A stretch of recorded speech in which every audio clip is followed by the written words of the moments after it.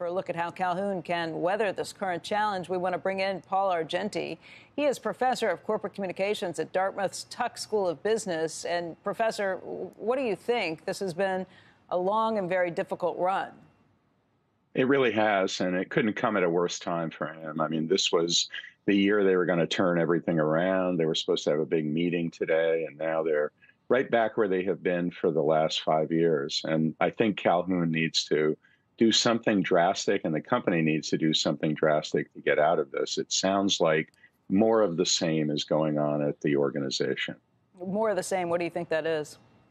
I think, this is a company that seems to be focused on profits rather than safety, and you need to do both. I mean, you can't, in this industry, you have to have zero defects all the time. I mean, you can't possibly have an organization that is doing the kinds of things they're doing. Before this even happened on Friday, there was an article that came out about them asking pilots to turn off a de-icing function on one of the 737s, and, because otherwise the plane might go down. And, it sounds like that a lot of what has happened over the years is still going on there.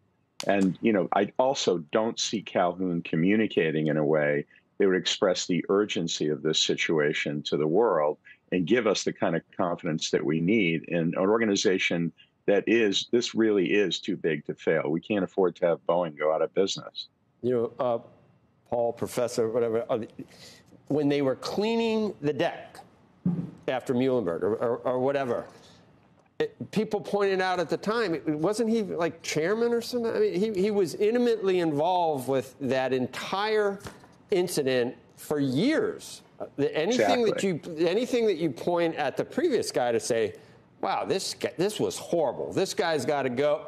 I mean, he was just as big a part or a bigger part of the company. So how is that cleaning the deck and bringing in new leadership when they picked Calhoun, and it hasn't gotten much better since then?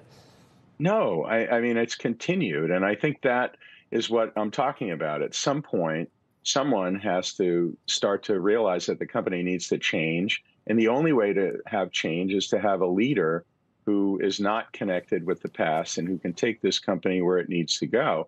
I mean, how much more money can they afford to lose? I mean, it's billions and billions of dollars have gone down the tube as a result of this management team over the last 5 years.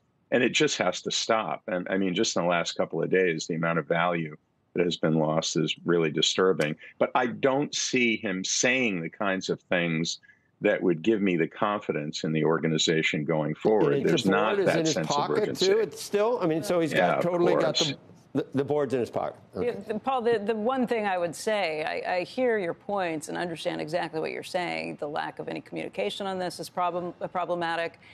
If you were to change and bring in someone new in the middle of this entire issue, is it more or less likely that it's going to get cleaned up quickly? Because, again, you're now talking about not just losing confidence from shareholders, potentially losing confidence from the flying public. I've always felt safe even on planes that I knew were 20 or 30 years old. If you've got loose bolts showing up on planes that are only a few months in service, that's an entirely different picture. Yeah, this was not an old plane. I mean, this is a brand new plane. I totally agree with you. And I don't know about you, but I'm flying tomorrow. And the first thing I did was to make sure I wasn't on one of those planes. I know a lot of people flying to, abroad this week to go to Davos are thinking the same thing. Joe and I checked yesterday, and we are on a Boeing plane. But it's not just the MAX 9s that they're looking at this point. They're going back and looking at MAX 8s and potentially others, too. So what do you do? It's got to be a widespread problem. And, so to answer Joe's question, I don't think there's any quick fix happening here. But when you're in a crisis, what you have to be able to do is to explain what happened to the public and then explain what you're going to do to fix it. And even if it's going to take years to get the job done, at least you give people the confidence that something is going to happen to make this work and make the company go forward. And honestly, this isn't like what we would see in the banking industry. There are only two companies that make airplanes in the world, and one of them cannot, be in the situation that Boeing is in. Could he change your mind if he did come out and address people immediately and put a plan in the works to say, we're going to stop and look at every one of these planes and make sure that there are no more issues of this, if there were a broader recall. I understand not wanting to talk when you don't know all the details yet, but your point is somebody needs to be talking right now. 100%. I mean, it's the first thing that you need to do. Explain what happened, give people the confidence that you're doing something about it. And no, I don't think if he came out now, it would make any difference for the reasons that we've already discussed. He's part of the problem. They need somebody new who can come in, and where that person's going to come from, I have no idea, but they need a hero to come in and save this company. But that's the question, Paul. Would you be, if I told you that it was somebody who was not an internal candidate, for example, would that do it for you? Or would you say, more of the same, they're inside the company? If you bring in an outsider, are you going to start to question what they're capable of?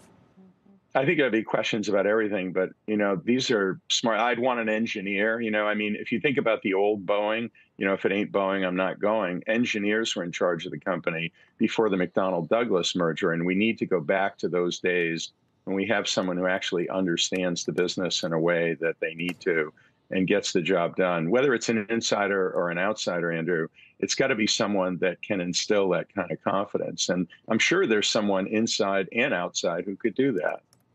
Paul, what if the problems are from the issues from this company that it works with, its supplier, Spirit Aerosystems? I mean, that used to be Boeing, but that was all the way back to 2005. Spirit Aerosystems now has a new CEO, too. If the problems turn out to be coming from, I still don't know who's responsible for putting these plugs in the door holes, who's responsible for putting them in, or is it just that, look, Boeing's ultimately responsible for everything because it's plane? Yeah, I mean, that's the way I see it. You're responsible for everything that you do, the entire value chain from the, periodic table of elements to the airplane going in the air. And Spirit was a part of Boeing, as you pointed out. And Boeing needs to be able to be satisfied that this company is producing the kind of material that will make for a great plane. And I don't think they can possibly do that right now.